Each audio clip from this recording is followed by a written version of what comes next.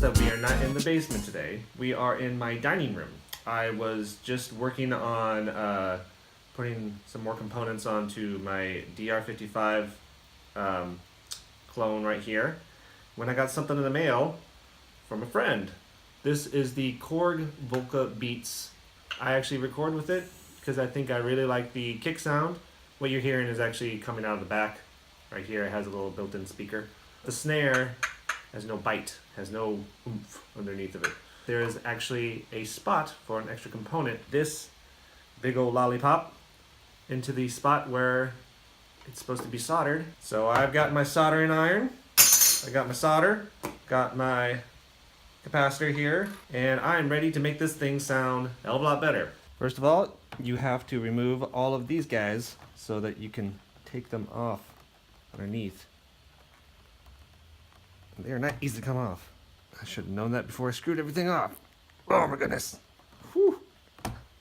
Got it. All of it is off. And my God, these are small. So this might be a little hard to see, but the spot that I'm going to be soldering is right here.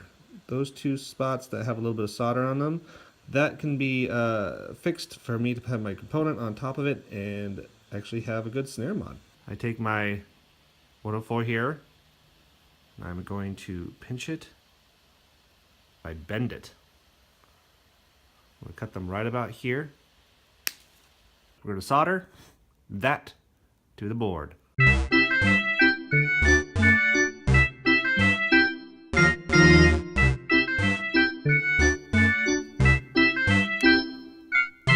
That was hard. I have not soldered anything that close and that tight ever in my life.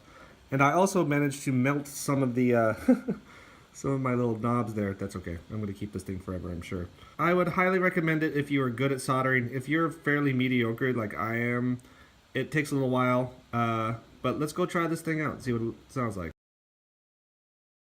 So that was a lot harder than I thought it was going to be. I went over to my buddy Jesse's house, and he was able to take a look through what was going on with my Volca Beats and determined that I had basically not done a very good job with the soldering. Admittedly, I'm not the best at soldering, but he has a much better setup than I do. And he also has a small electric microscope. So he was able to take a look really closely and see that I basically just didn't solder correctly. Thankfully, I can say that he did a much better job than I did, and it works great. Here, take a look.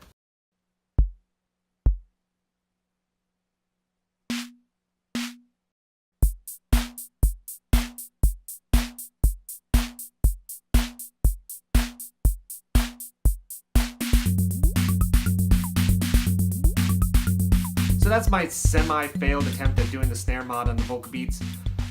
Thankfully it worked out in the end. If you like this video and you want to see more of me trying to hack onto more of my instruments, please like, comment, and subscribe, and I'll see you at the next video.